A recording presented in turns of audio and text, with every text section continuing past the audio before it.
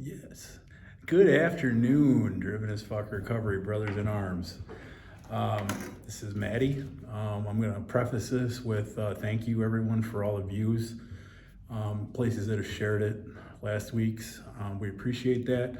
Definitely some feedback is welcome, man. Negative, positive, I don't care. If you like what we're having to say, if you're taking anything good from it, feel free to share it on whatever you share things on. We'd appreciate it. We're trying to get through to as many people as possible. Right. So that being said, today we were going to have a guest, but he'll be here in 2 weeks. We overtalked in our group, so we didn't have enough time. But it was an awesome group. Yeah, it was an awesome. Spent time with the guys here at the rehab for a good hour and a half, and It was definitely well worth it. But he will be back. Right. Next week, I believe we're having Mr. Clint, right, come in. Yeah. That'll be awesome, man. He's one of the best stories I've ever heard, without a doubt. So, yeah, for people watching or viewing, if you choose to or whatnot, this man's got an unbelievable story. So it should be pretty. I wouldn't miss it. No, it's pretty jaw dropping. So we hope people can at least chime in for that, and I guarantee you he's gonna shake some people up with what he's gone through. So. Absolutely. So, yeah. And, we'll have a little discussion afterwards. But one of the few times we're probably just going to let somebody talk for a while because, fuck it, it's worth it. Yes, absolutely. So, that being said, today we're going to talk about purpose, discipline, and gratitude. And recovery is kind of a formula to build your life. And, I don't know, at least in my experience, a little bit of fulfillment, happiness. Fulfillment, probably more than anything. So, that being said, I'm going to start with discipline because it's something I absolutely couldn't stand. The idea of all my life, really. Before I started getting high, especially while I was getting high. And afterwards, I started learning what the word actually meant. I always thought it was, you're in trouble. You're going to get disciplined for this. Or, I just didn't see it in a very positive light.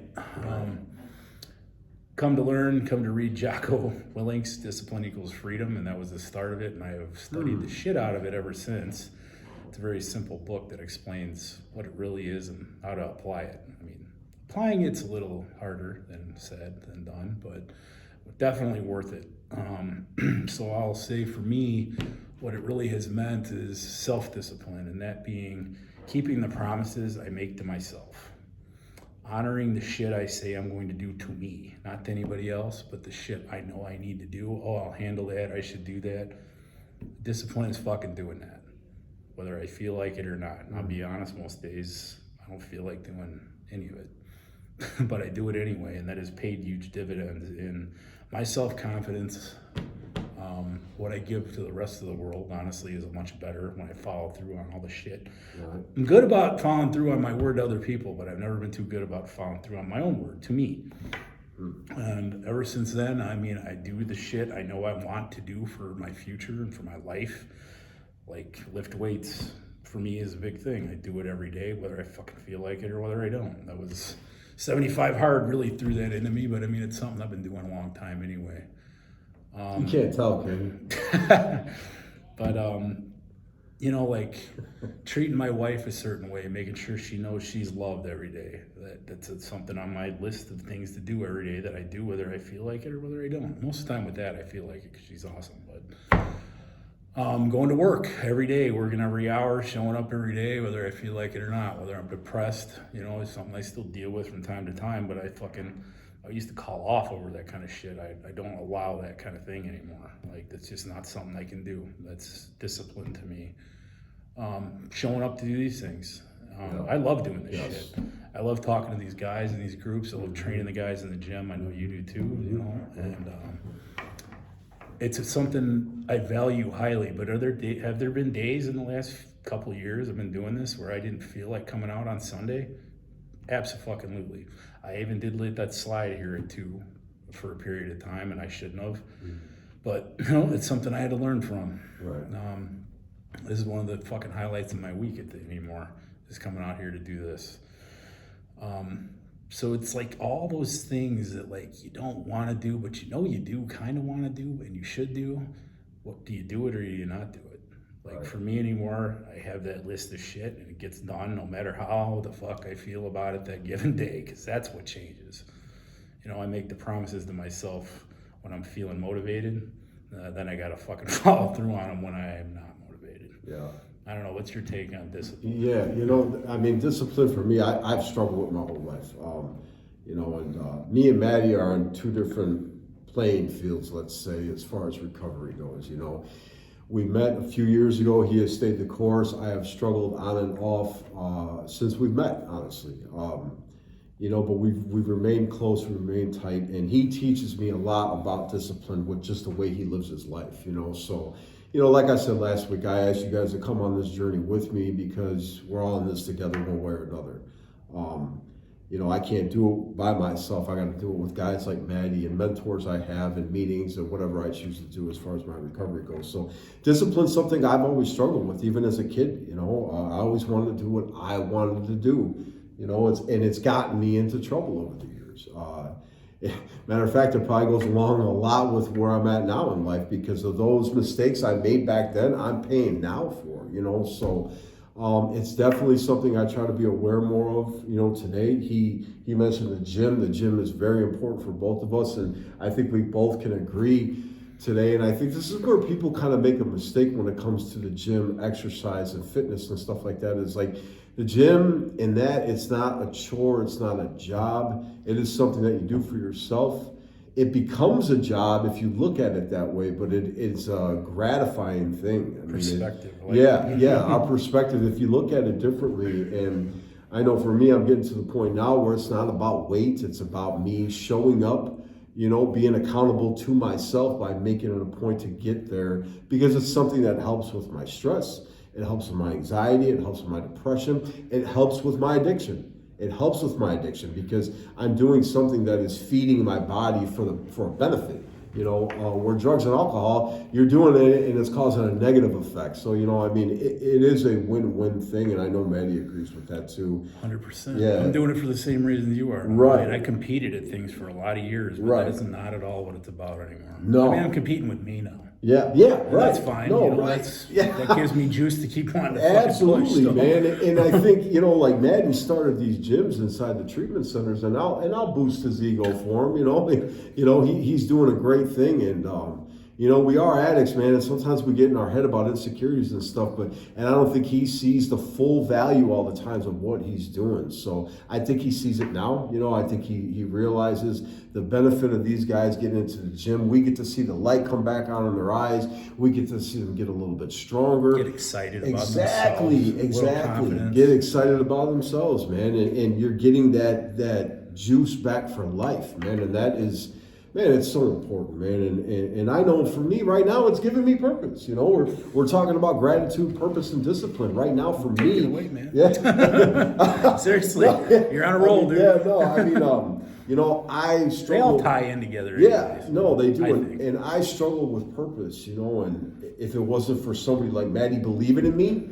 Or other guys we know, I won't mention names. I'm not sure if they want their names mentioned. We're using one of their rooms right now. Right. Yeah. So, if it wasn't for people like that believing in me or believing in us, because we all got somebody who believes in us and that can see something within ourselves that we do not see, that we don't see. We're masked by all our bullshit and the facade and the whatever it was. The misery and the hurt of things we've done in the past. That is not who we fucking sitting here are now. Right. That shit has got to get let go. Right. It's hard. It is hard. Personally to do so. It is hard. You lived it. Yes. and for the addicts and alcoholics out there that choose to watch this, we get it, man. I get it. I know all too well. Like I said, we are on different playing fields. I'm fresh back. I'm fresh back. That's reality, and I will put myself out there. I am fresh back. Me and Maddie decided to take a shot at this and create a Facebook page to reach other addicts and alcoholics that suffer or that feel like they don't have a voice. Man, this is what this is for, and the purpose and the discipline. You get those things, and then you get some gratitude about the way you're living your life. And that's something again I struggle with. I didn't even know what gratitude meant until I went to an AA meeting 20 years ago. I'm hearing gratitude. Like, what does gratitude mean? I remember my mom saying it when I was a kid. I wasn't grateful for most of my life, I'll tell you that. I understood what it was, but man, did I miss it. Yeah. Miss the boat on everything. Right. The memo went I had out all and we these weren't involved. great things, and like I didn't fucking appreciate it. Right. And I really didn't. I Especially remember- before my addiction. It was terrible. Yeah. I remember my mom calling me an ungrateful little son of a bitch when I was a kid. I had no idea what it meant. So thanks for that, Ma. Now I get it, you know, but I don't know. I'm trying to find gratitude in small things because they evolve into bigger things. A great man said to me, again, I won't mention names. A great man said to me and asked me a question, and we just shared this with the group about a year or so ago, and he had posed the question: do you realize that your family, your kids, whatever, aren't enough purpose for you to stay sober? And it floored me when he said it, because I was like, first off, who are you talking to, right? Yeah. My ego wants to get the best of me. But then I realized, you know what, he's right. He was right.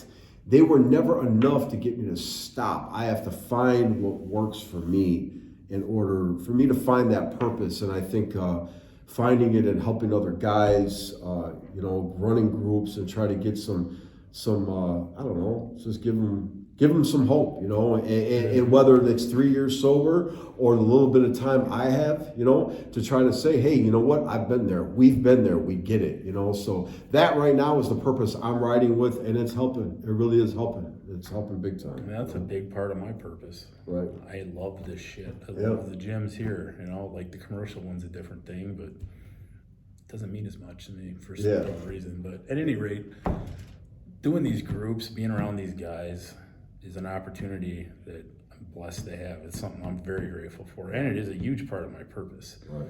I mean, I have purpose in my wife and my family, in our home together, our dogs, making sure my father's doing okay. There's a lot of reasons, man, I do all the things I do. I can go on and on and on.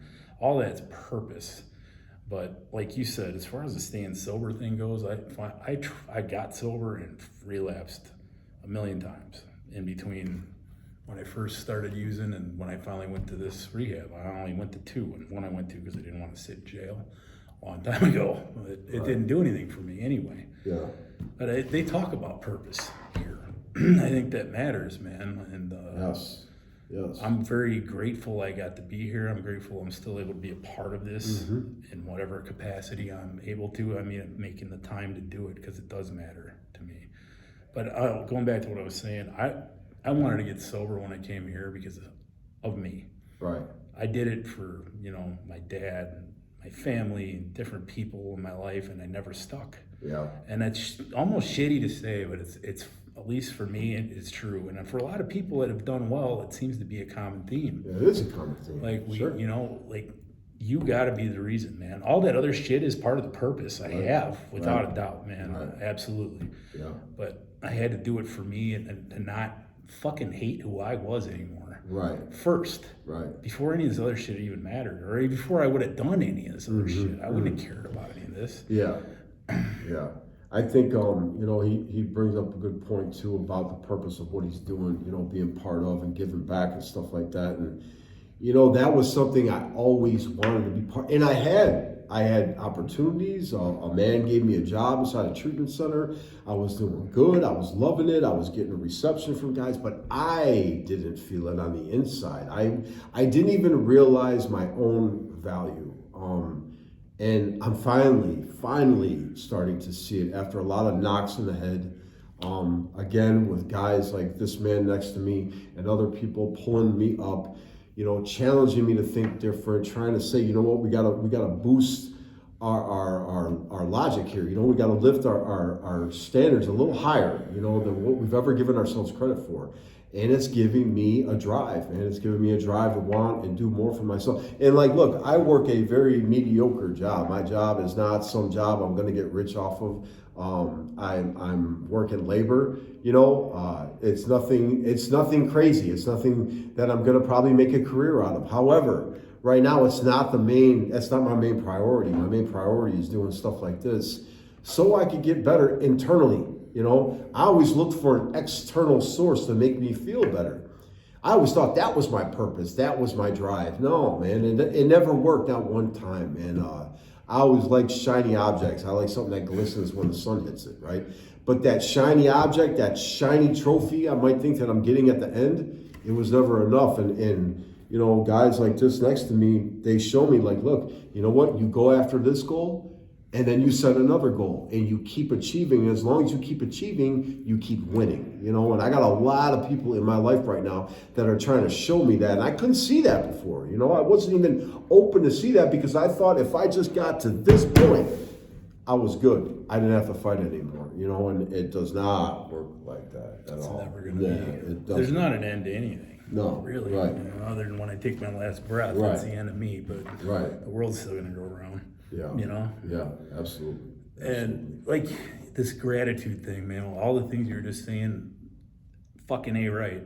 And it's stuff to remember to stay grateful for. Right. You know, like the opportunity to do this shit. Like, thank that man for letting us come do this, man. Because fuck it. Yes. Otherwise, we wouldn't be here. Right. We wouldn't be helping the guys we help, and you know that's a frustrating thing sometimes. You Yes. know, addiction and recovery is a tough business. It is. But it's also a booming business. Yeah, right? yeah, that too. But I mean, I did a video a while back by myself before we turned it into this about gratitude. And the fucking funny thing is, like, for a while, I got so caught up in like the things I wasn't happy about, I forgot to be grateful for a lot of shit. Yeah. I just forgot. Yeah. I mean, the big things in front of me, I mean, I kind of knew because, you know, I live in my house, you know, but at the same time, I didn't give a fuck. No. And I came home from the gym one morning, and it was still kind of nice out at the time I made this video, and I sat down outside to do a video, and I'm fucking hearing birds.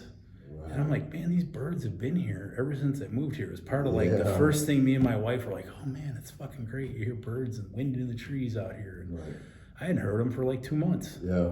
They were there. I didn't hear them. Yeah. I forgot to be grateful for even simple, small shit like that. Right. Like, I didn't even pay attention to it anymore. Yeah. That's part of gratitude is, man, it doesn't have to be massive things. It can be anything. No, right. And the smaller things prepare us to be grateful for the bigger thing. You know what? My mom used to teach me that. My mother used to teach me everything that I'm hearing now. I heard growing up from teachers, from my parents, you know. So it was really nothing new, but my perspective got fogged and then it got distorted. And now it's starting. Yeah, right. It basically got fucked up, right? I was high, you know. So, but now it's a little bit clearer, and I can see things. You know, some trauma had to happen in order to get to a certain place. Let's just say that, you know. So, we talked about it in group, man. Your perspective changes. Right. Unfortunately, a lot of times it takes some shit. Yeah. And it did for me, and that's why I don't completely regret all those fucking years lost. Yep. Because I look at things in a very different way now than I did before I was addicted to all that shit. Right.